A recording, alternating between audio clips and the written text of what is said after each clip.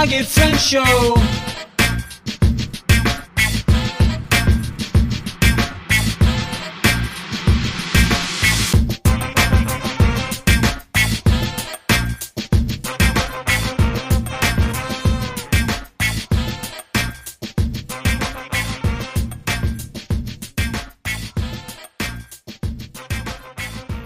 What's up, Bloggy Friends? Famous Ashley Grant here. I'm so excited because I have Coach Caroline from RunRX here today. Caroline, welcome to the show.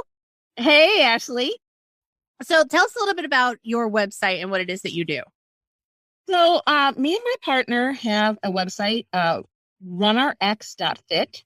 She is a running coach. She teaches technique, so how to actually run correctly. And there is a correct way to run. I am her business partner, and I started with her mostly because I just knew the back end and I knew she had a fantastic product and I wanted to share it. I'm a recovering runner. When I met her, I had both of my knees scoped, not from running, just from old age and having young puppy dogs. I've got Dalmatians, and they just happen to take me on the wrong side of my knees. But I met her, started working with her, and then through working with her and through some other people, getting to know people like you and our coworkers that we both work with who introduced us, I started seeing a commonality in people's mindset. And so I went ahead and became a mindset coach. And so now she helps you with technique and I help you with mindset, because there is a whole lot of mind drama that goes about learning a new movement. Now, I actually want to back up for just a second. So you became a mindset coach. How exactly did that transpire? Because if I'm not mistaken, didn't you go to the life coaching school? Right. I went through the life coach school with Bjorkquist and got her certification. They teach what's called the model, which is very similar to basically things you'd even find with like Socrates. Like, this isn't anything new, just the way it's taught and the way she gives you the ability to then use it as your own. And what I really love about it is that circumstances are. They're you can't change it, right? Everybody in the world would agree like that I am wearing black pants, right? So that is a fact. It can't be disputed. But if I say black pants make me look heavy, that's a thought.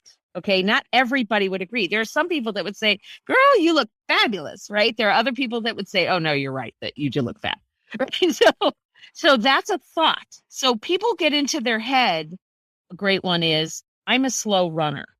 I can't run. I have bad knees. That's not a fact. I don't care how slow you think you are. That's not a fact, because there are people that are slower than you.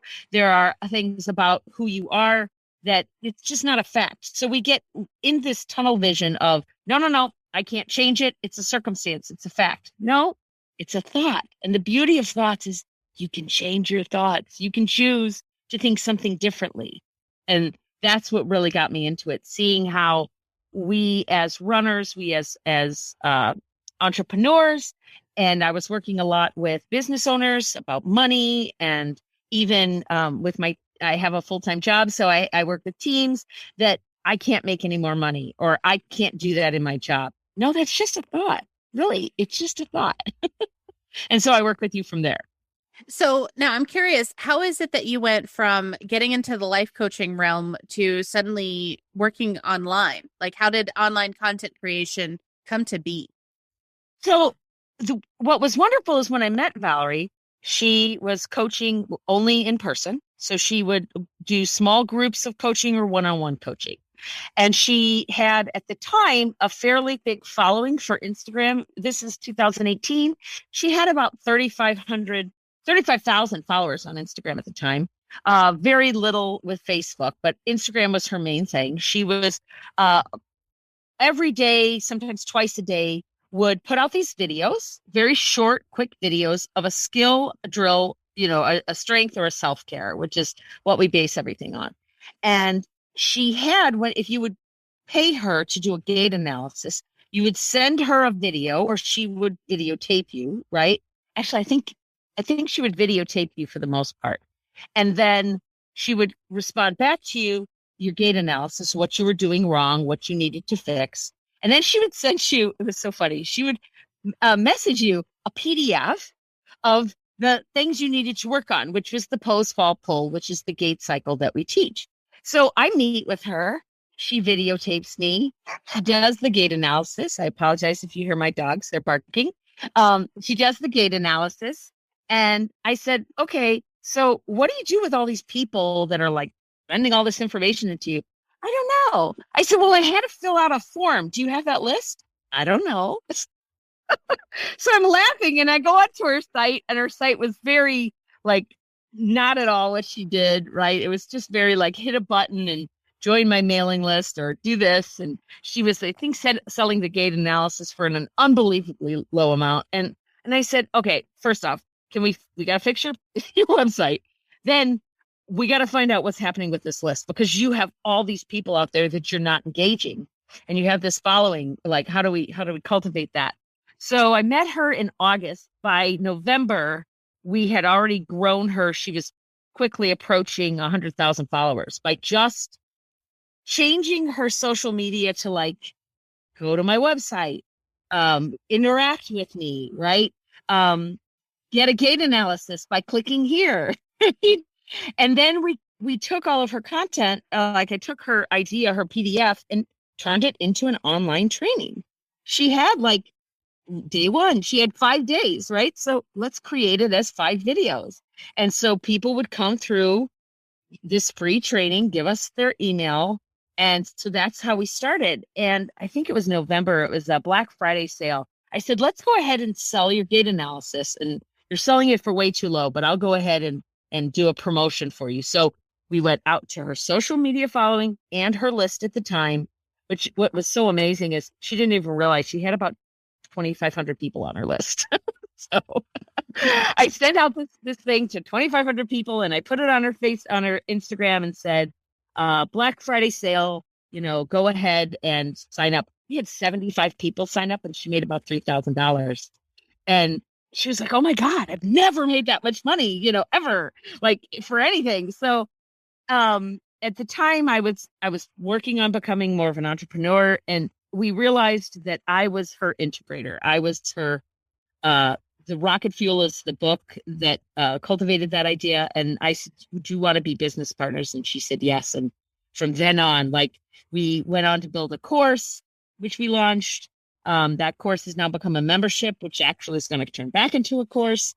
But we've been cultivating an online presence through social media, all online since 2018. So we're going on 3 years now. All online. Wow. And it's like exploded over the last couple of years. In fact, it's going to get even bigger now that we're out of the COVID stuff. We're really like focusing all the stuff that we've been doing. Like, there's a phrase in my industry of audio and video called Rube Goldberg, where you basically, you duct tape things together. So, I've been like duct taping everything together, and now we're actually going to look at it in its totality and really try to help more people and make a bigger impact. That's why we're going back to a course. That's amazing. And so now one of the things that kind of transpired along the way is you were doing all the social media content, and then you launched a podcast. Can you tell me a little bit about that? So, like I said, we met in 2018. We started the courses in 2019. It was right about 2019 to 2020, where she and we lived in the same town, but we don't have an office. So what we do is we call Starbucks our office. And every weekend we meet at Starbucks, and we always joke with our husbands. We say, oh, I'll be an hour. 3 hours later, we both go home, right? Because we just can't not talk about running. And at the time I was coming back from running. So I would ask her questions like, well, what if I can't run a cadence at 180? Like, I just can't do it. What if I can't run 10 minutes? Like, I was asking the questions and giving her the feedback of our students, right? And she's giving me these great, thoughtful answers, and I'm trying to write them down, and I'm trying to add them to our copy, and trying to answer the questions to our students. But I realized, God, it would be so great if I could just record these conversations, is really what happened. So I said, why don't we start in I think it was 2020. I said, let's start a podcast. So basically what we do is we sit down for a couple hours. I ask her the questions that have come up and kind of keep her on track and focused. And we have podcasts now. I try to keep them at about 10 to 15 minutes because if I don't keep her on task, like I said, we could talk for 3 hours about running and it would be all over the place. And you'd be like, okay, you started with breathing. Now you're talking about strength training. I have no idea what I'm supposed to do. So we really try to make it bite-sized and focus you on doing something each week. And then I added to that a secondary podcast. So we have on Fridays, we post Valerie and I together. On Tuesdays, we post just me, where I kind of try to coincide with what we've been talking about. But I call it Tough Love Tuesdays because in our membership, everybody just gets into their head. I'm not good enough. I'm not fast enough. That person is so much better than me. I'm like, they've been working on this for 6 months. Of course they're better than you, right? So I try to get into what they're thinking, their mindset is about learning this new movement. So we have kind of the dual podcast, but it's mindset and technique. And we call it the mental side of running.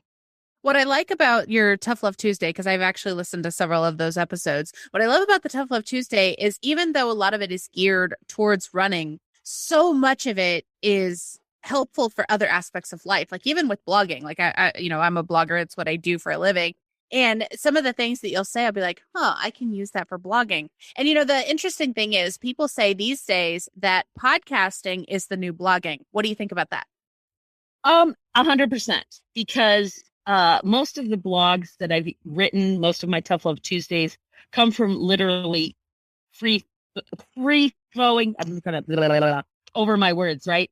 And if I could just, that's what happens is I either write it out and then record it, or I record it and then turn it into some sort of a post. And it's easier. I'm not a fast reader. For me if I needed to catch up on lots of different ideas, I can't read while I drive. I can't read while I do the gardening. I can't read while I'm on the Peloton, but I can listen to podcasts. I can get those updates from people. And I am a podcast junkie. Like I don't even listen to TV as much anymore. All my podcasts are lined up in a row. And I'm actually getting annoyed because longer and longer podcasts, I love long format interviews because it's so much better than that 3 or 10-minute segment that you're talking to that person about. You really find out, wow, I didn't know about their history. I didn't know that's where they came from. I didn't know those were their thoughts and their feelings. And maybe it was somebody that I didn't think I'd like. And I wind up going, oh, actually, I kind of like them. And then you look them up and you learn more. But that now I have like 6 3-hour podcasts I can't keep up on every day. So it gets very difficult. I actually, I was just talking about this. One of the clients that I work for is RSS.com. I host their podcast, Podcasting 101. And I gave away in our latest episode a dirty little secret of mine. What I do is when I'm listening to podcasts, I speed up the time. I download it. I've been doing that too. Oh my goodness. I'm obsessed with it. I speed it up to at least 1.5 or 1.75. And then the other thing I do, if I can't listen to it as fast as I want to, is I also will download the episode, put it into Otter AI, the transcript thing. Oh, right. So that I get the transcript and the audio and I can like zip through it really, really fast and catch all those golden nuggets. Yeah. And that's really what it is. But I now get to the point where not only do I do that with my podcast, I'll do that with my Audibles as well. Like I can't even read books anymore. I'm so obsessed with, and I know multitasking isn't a thing, but I do it all the time. So I put on my headset and I turn on my podcasts and I'll queue them up. I get really mad if iTunes screws up my queue, but I'll queue them up in a certain order, like oldest to, newest. And maybe I'll do like if I was doing the RunRX, I might do Tough Love Tuesday, then Friday, Tough Love Tuesday, then Friday, instead of all the Tough Love Tuesdays or something like that. And then I'll go clean the house, or I'll, be outside with my dogs or walking around the backyard. And I just enjoy it so much. It's crazy, but I need to promote it more because there's so much to the mental side of running that we forget about. And what you said about like, you'll listen to the Tough Love Tuesdays. I will listen to sales podcasts. I will listen to blogging podcasts. I'll listen to a marketing podcast, coaching podcast. And all of a sudden I'll be like, I could totally relate that to running. I could totally relate that to learning about this, because as humans, we have the same problems over and over and over again. Motivation. I'm not motivated to do my blog. I'm not motivated to do my drills. I don't think I'm good enough to write. Nobody will listen to me. Nobody cares about me. It's always the same thing. And it's like, you could totally bring it back to almost anything you talk about. It's fascinating. Yeah, and that's honestly one of the reasons that I wanted to have you on the show is this podcast is geared for bloggers. It's about blogging. It's all about like I guess you could say the mental side of blogging. Yeah. But yeah, that's why I thought having you on would be so fascinating because not only do you guys like have the podcast, you have the blog, you have the membership, but you also have the social media community and all of it just works together. Like there's no individual piece of it that it's like, oh, this is just a standalone thing. You have all of it. And so what would you say to the person who's like, well, wait, how do I do all of it? What would you say to them? Two things that I think people don't think about. One is batching. When we sit down to do like I said, our podcasts are only about 10 minutes long. We will talk though for over an hour. So I will batch 4 or 5 podcasts in that hour with her. And then I will do my 4 or 5 to go inside with them. So I have a month's worth of content. Okay. Get it done in one weekend. That's part of it. Now people might say, oh, but it's not fresh. No, but if the topic, you really do need to redo things over and over again, right? People need to hear something 7, 8, 10 times before that connects. And so we're constantly repeating ourselves anyway. So it just makes it easier to repeat yourself without having to come up with a different topic every week. So we batch content. I also say multi-purpose content. So that those posts that I primarily do the Friday one gets put on to our Facebook and our Instagram. She goes live every Wednesday that on Instagram, so it gets put on Facebook and YouTube. I'm constantly repurposing. And then recently, because she had so much, she had been posting since 2012, to build up her audience, which is now over 200,000.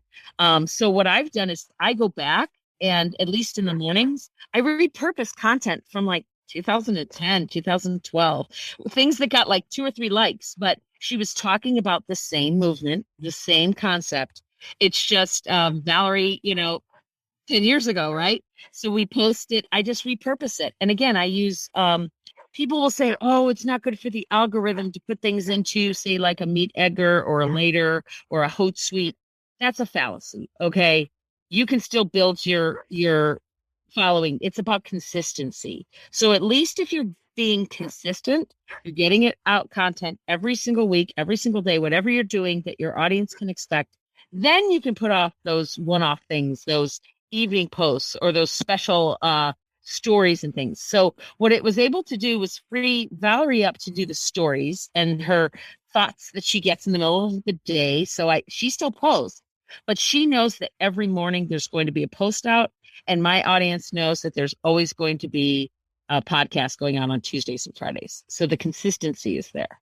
Well, and one of the things that's really cool is, with running, your niche is very, I guess you'd call it evergreen. So those posts from 2010 that are still relevant today, you could always strip the audio and put it out as like a best of podcast. Right. That's something that I've been looking at. So we've been going live. We decided to go live every week at the same time. We started with Facebook and then we moved over to Instagram, mostly because she has a bigger following there and because the algorithms were kind of tweaking things. So I have probably 100 episodes where she has gone live on a topic. Those can now be stripped out and become podcasts. Those can now become small form videos that can now be put on all the platforms. And I haven't gone back and done the transcriptions so that I can pull them out, make them. But we have a plethora of content, over and over and over again of different things. Like I could probably do a whole carousel on quotes about cadence, right? And find 10 different times and ways that she talked about cadence, right? And get that put out there. That's when that's the time consuming part. But if you just set aside, like I'm going to I try to block like either a Saturday or a Sunday every week, 3 or 4 hours that I'm just going to focus on my content for RunRX and I get it done. And then it's done. Then I'm ready. Now, if you repurpose any of that as a blog post, do you just take the transcript and post that as is, or do you like actually turn it into, something with a beginning, middle, and an end? Oh, I Well, so this is where can I share my secret weapon? What I Yes, use. please. Okay, so my secret weapon is you. So what I'll do is we will have a lot of these and I will look them over and then I will send them to you usually and say, okay, this was the topic. These are kind of the what I think are the correct SEO. Help me out here. And then you are the copywriter to my, so you help me actually create that. But you can't like just listen to us now. I'm all over the place, right? You got to focus the conversation. And I'll tell you, I love Valerie to pieces, but why we make such a good team is that I have to bring her in. I have to bring her back. So a lot of times we'll cut out different parts. I would have to cut out different parts of it, or I'll give it to you and you'll cut out different parts of it so that it becomes an actual cohesive, readable blog post. And what's been really wonderful we started with blogs, we've gone to podcasts. I want to write more blogs. But now that you've been able to hear us speak, now if I know that I could go in and say, hey, here's a couple of podcasts about cadence. Can you write a blog post on cadence? And you totally understand the language now where nobody would, we were working on what's the correct words to say, because that's really important in how we speak for the technique. And this goes back to coaching. So what you think becomes your feeling, which creates an action, which creates your result. So if I'm thinking something like running is hard, it's going to make me tense up. It's going to make me focus on my action of running instead of just letting go and letting gravity take me. And then my result will be running is hard, right? So we're very, very cautious about how we describe things. So we don't use words like lean, because that's going to make you lean. We use things like fall forward from the center of your mass, which is at your hips, right? So we're very cautious about how we speak. And I need to teach people how to talk that way. You've been able to listen to our podcast and now help us create, hopefully, blogs in the future on a topic without me even having to do anything. Because you'll just be like, oh, I know what she means. I can't say lean because she doesn't like the word lean.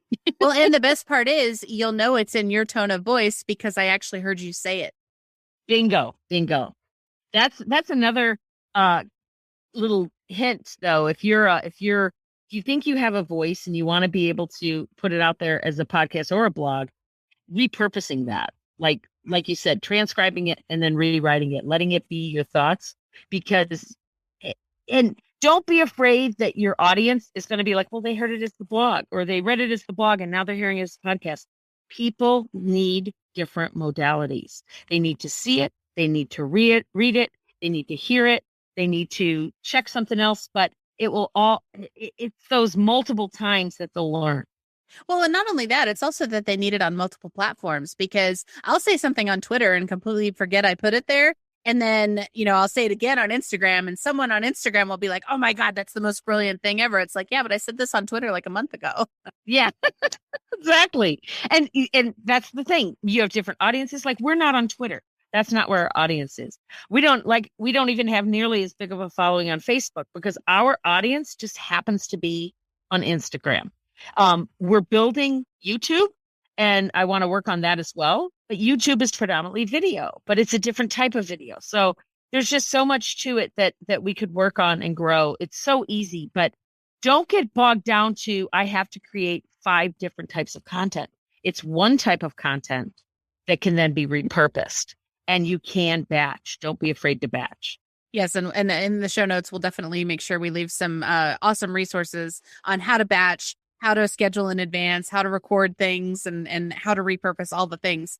Well, so what would you do differently knowing what you know now as a podcaster, as a blogger, as a social media expert? The biggest thing that we haven't done that I wish I'd started sooner and I need to start is actually videotaping us while we talk. Sitting in we do a lot of Zooms, but a lot of times we're just sitting down, right? We're sitting in a gym. So if we had set it up right, with a little bit of lighting and a couple of microphones, you can then have the video aspect of which helps with the YouTube. So you'd have the same podcast that's now on YouTube. And it's hysterical because Valerie talks with her hands and she has to. I do too. But I'll be talking about something, and I don't even know if you notice this when you help me with the show notes that you do for our podcast. Do you hear her get up half the time she stands up and she'll start moving. She'll start like talking through the concept of unweighting, for example. And so I've laughed so many times that if this should be a video a video podcast, because then she could actually be talking while I'm talking to her and while I'm asking her questions. We've also talked about, in that same token, because I'm a little bit older. I'm about 5 years older than she is. I'm not as athletic as she is, right? And I have a little weight on my frame as opposed to her. So she will do something and she'll show me how to modify it. So we want to start doing more of these podcasts with video to be able to say, okay, if you can't do a squat that way or do this drill that way, this is how you would modify. This is how Valerie does it, but this is how Caroline does it with her frame and with her setup. So that's the biggest piece that I feel like we're missing, is now combining that audio and video together and then repurposing it from there. It's interesting you say that, because we're recording this in April, and I just was at Podcast Movement last month. It was virtual, but I was there. And it is interesting. In Podcast Movement Evolutions, they just kept talking about how video podcasting is the way of the future. And they weren't trying to say that, podcasting is dead or blogging is dead. What they were trying to really focus on is the idea of repurposing, and how if you have the video content, that can turn into like 12 different pieces of content. That can be, your little clip that you share on Instagram. It can be the little clip that you share on TikTok even. And then what's cool is, you were talking about how people don't see that Coach Valerie is standing up, but not only could you see her get up, you could then do a cutaway clip where you're showing the exact technique that she's talking about, because she's got 30 drills on her right. on her YouTube videos. And so those little drills could be like clips that you add in, and the next thing you know, you've got this like maybe 20 to 30 minute, maybe even a 90-minute video. And in fact, that could be repurposed as something you're selling. Right. Exactly where you put it all together. So it's the biggest thing is people think it has to be fresh and new all the time. It doesn't. It really doesn't. Because you're solving a problem, and whatever that is, whether it's I need to learn how to knit, or I need to learn how to basket weave, right? Or maybe I need to learn how to can. I'm a canner. Or how to blog. Or how to blog, right? So you have a certain standard operating procedure for blogging, right? You have those certain techniques that you need to show over and over again, and you're going to show it.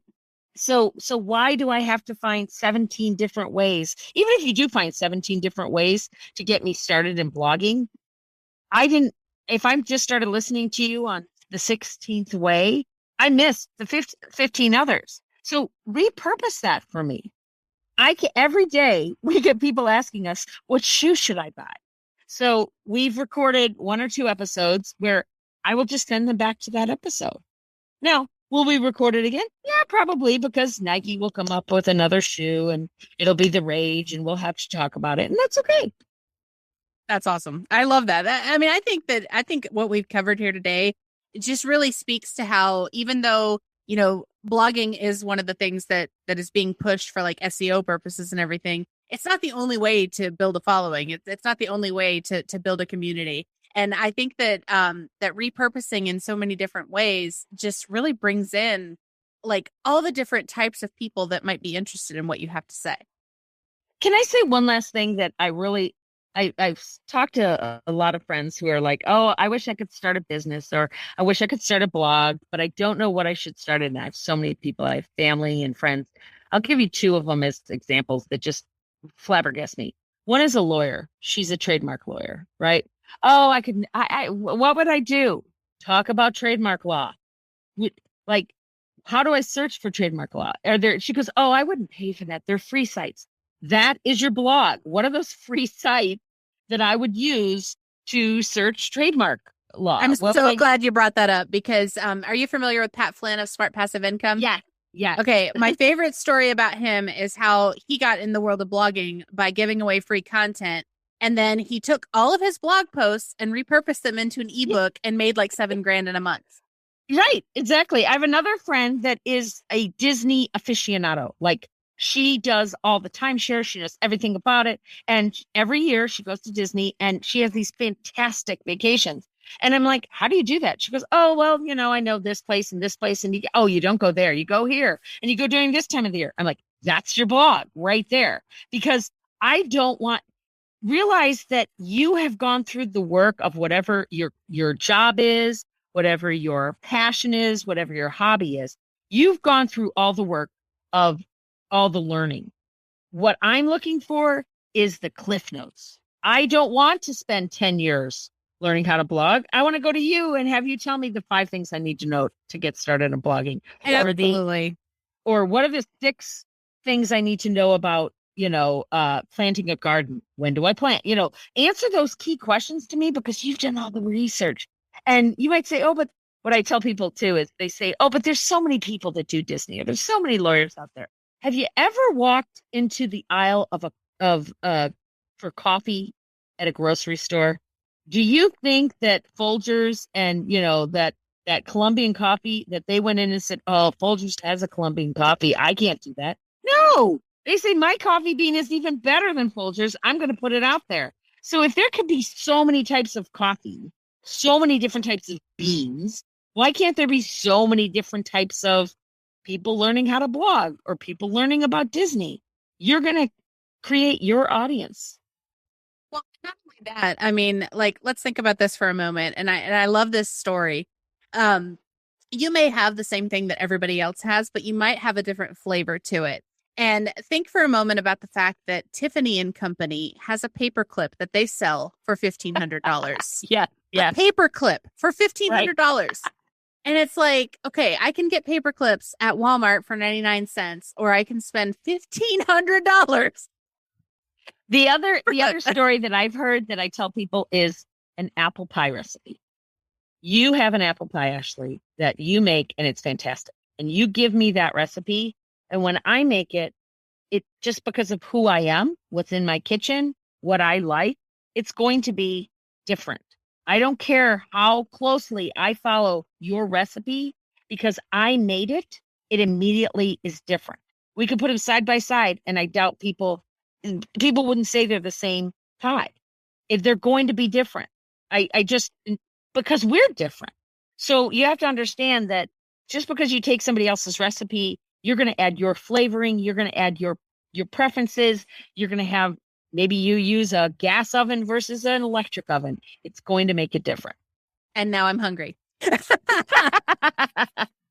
Well, I think we've covered quite a bit, but I have to ask you the one question that I asked before I let anybody leave. What's one thing I didn't ask you wish I had? Basically, I would ask what I tend to do is, what is the mental block? Why did I go into why did I choose life coaching, and why did I keep it with running? And as I said before, you don't realize that it doesn't matter if I'm starting a business, if I want a promotion, I'm starting a blog, if I'm starting running, we all have the same thoughts. And it usually comes back to, I'm not enough, but it's, I don't have time. I'm not motivated. How do I get motivated? How do I get started? They're ahead of me. It doesn't matter what you're doing. Realize that those are the same thoughts for everybody. And if you're thinking that about blogging, right, you're probably doing that same thing about losing weight. You're probably doing that same thing about getting a raise at work, or leaving your job and starting something new. You are doing the same patterns over and over and over again. And as soon as you can break the pattern in one area, you can break the pattern in others. And that's why I coach, and that's why I focused on running. Yeah, and this is actually something that is going to be coming up in a Tough Love Tuesday eventually, where you say what you do in one thing is what you do in everything. Yeah. Totally. I wish I could take credit. I wish I could take credit for that quote. It's from many a life coach school person, but it's so true. We'll have runners come in that are injured, and they're very frustrated, and they'll be like, this isn't working. And I'll sit down and talk to them and say, well, tell me about like your job. Tell me about like your relationship with your husband. And you'll find out that they're frustrated about, they can't control their husband, or they can't control their kid, or they can't control their boss. And you realize, okay, so because you can't control those other things, you're trying to control your movement. And that's what got you injured to begin with. So you really have to see your patterns that happen within your life, and don't let those patterns stop you from sharing your gift with the world. And so when it comes, if I could tell people anything, start blogging.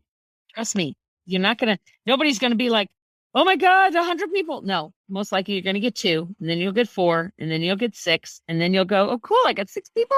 I want to write for those 6 people. Yeah, it's like Marie Forleo says, the world needs that special gift that only you have. So you've got to share it. Just share it, because you never know who you're going to reach, who's going to hear what you have to say. And I feel like everybody should be blogging. Everybody should be putting some sort of content online, especially if they're trying to build any kind of an audience. So 100%. I want to thank you so much for being here with me today. I think everything that you shared is exactly what bloggers need to hear, because how you do blogging is how you do everything. Yes. So I guess the final question I need to ask you is, where can people find you online? I would say look for RunRX. So on Instagram, it's RunRX. That's RUNRX. Our website is runrx.fit, not .com. It's .fit. On Facebook, it's RunRX Fit. All is one. And of course, on YouTube, it's RunRX. So basically, we're the prescription to run pain-free. I love that. That's fantastic. Well, bloggy friends, I hope you took away something amazing from this episode. I know I sure did. I have a whole bunch of notes right here that I've written down from all the amazing stuff that Coach Caroline has shared with us. Well, and until next time, may your page views be high and your bounce rate be low.